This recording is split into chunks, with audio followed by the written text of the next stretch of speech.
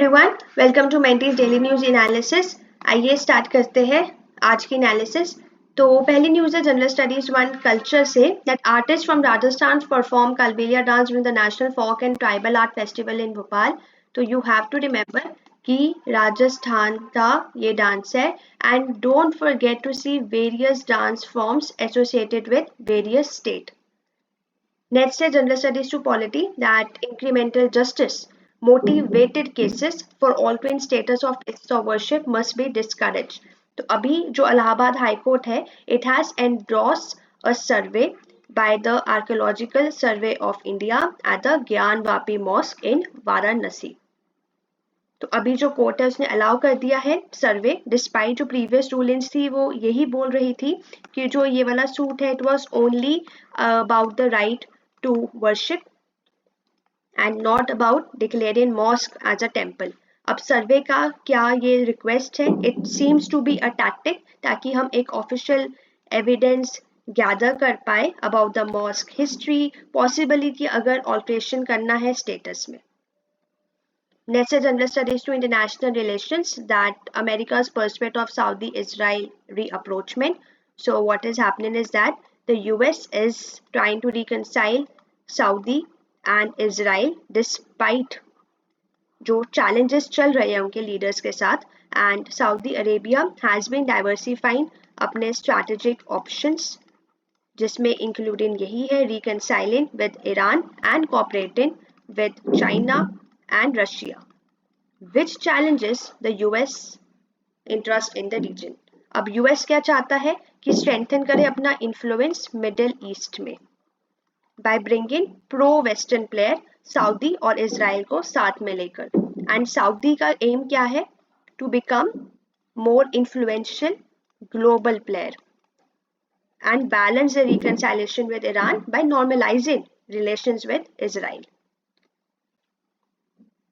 Next है आपका general studies पे इकोनॉमी से, a tentative rethink the GST council's retake on gaming bet does not provide enough certainty. तो अभी जो जीएसटी है it is recently considered the tax जो भी लेवी किया जा रहा है कैसीनो पे, हॉर्स रेसिंग पे एंड साथ में ऑनलाइन गेमिंग पे। Initially 28% इम्पोज किया गया था on the face value of bet, जिससे हुआ क्या? Outcry like of the gaming industry, and which was obviously argued and it was not in line with the global norms. So the council has decided to stick to its stance with minor concession it has given कि हम repeat taxation ना करते हुए, and they have just reinvested the earnings in the gaming industry. However, जो council का promise है to review after 6 months, it has created actually uncertainty business के लिए भी and साथ में investments के लिए भी, क्योंकि आगे जाके अब अगर फ्यूचर पॉलिसी चेंज होगा तो वो भी इंडस्ट्री डिमांड्स और स्टेट प्रेशर पे डिपेंड करेगा. नेक्स्ट है जनरल स्टडीज से इकोनॉमी से, that NRF proposes an expansive definition of research. So हमें पता है जो NRF that is National Research Foundation, ये लोकसभा में टेबल किया गया था by union science minister Jitendra Singh.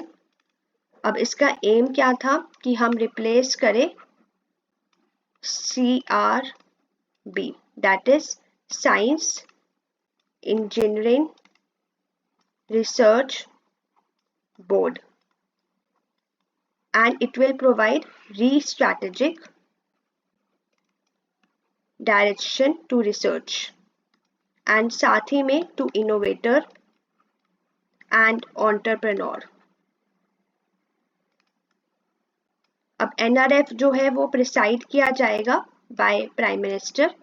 इसमें आपके साइंस के भी मिनिस्टर होंगे and education minister as the vice president.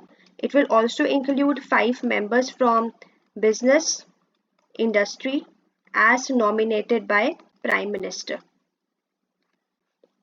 Next है ISO bill paves way for more integration of 3 services. तो लोकसभा ने पास किया है इंटर सर्विस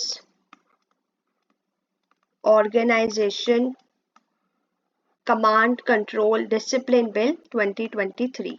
बिल का एम क्या है कि to empower commander in chief and officers in commander of inter services with disciplinary and administrative power over personal servant or attached to any organization. Next है bill passed to empower president with management accountability of IAMS। तो लोकसभा ने पास किया है एक bill जो propose कर रहा है कि जो अब मैनेजमेंट है और अकाउंटेबिलिटी है IAMS की, it will now be with the president who will be a visitor. This means President of India will have the power to audit the functioning of IAMS, to remove or appoint directors। लेकिन अभी president क्या है, जो already जो visitor है वो IITs में है एंड NITs में है। अब आपको मुझे ये बताना है कि जो गवर्नर है can he sit as a visitor और vice chancellor at universities. Next है जनरल स्टडीज की इकोनॉमी से that India's export ban pushes global rice prices to nearly 12-year high।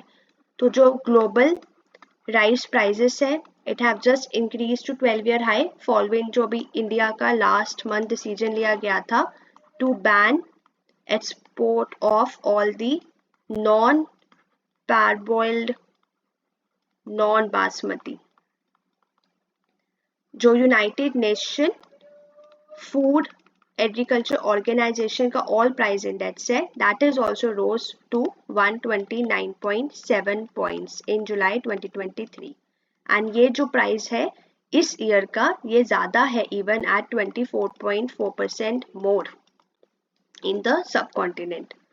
तो ये कुछ फैक्ट्स दिए गए हैं इसी के ऊपर एंड ये आप मेंस में लिखना ना भूलें एंड मेक श्योर कि इसके आप नोट्स बनाओ कि जितने आंसर्स मैं भी चेक कर रही हूँ आपके मेंस के students are not writing facts and some answers are there कि इंट्रो और कंक्लूजन इतना जनरल और इतना ज़्यादा कोई डिफरेंशिएशन ही नहीं है कि दोनों में that you are telling the examiner what you want to convey.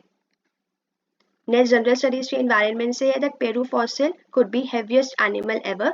तो जो ब्लू व्हेल है तो जो ब्लू व्हेल है it has held the title of heaviest animal अभी तक टू एवर लिव, लेकिन अभी साइंटिस्ट ने फॉसिल्स डग करे from ancient giant that to just tip the scale. तो इसमें ये रिजल्ट्स आए हैं कि 13 vertebrae from the whale backbone, 4 ribs and hip bone. तो ये जो मैसिव फॉसिल्स है it could be the heaviest animal ever.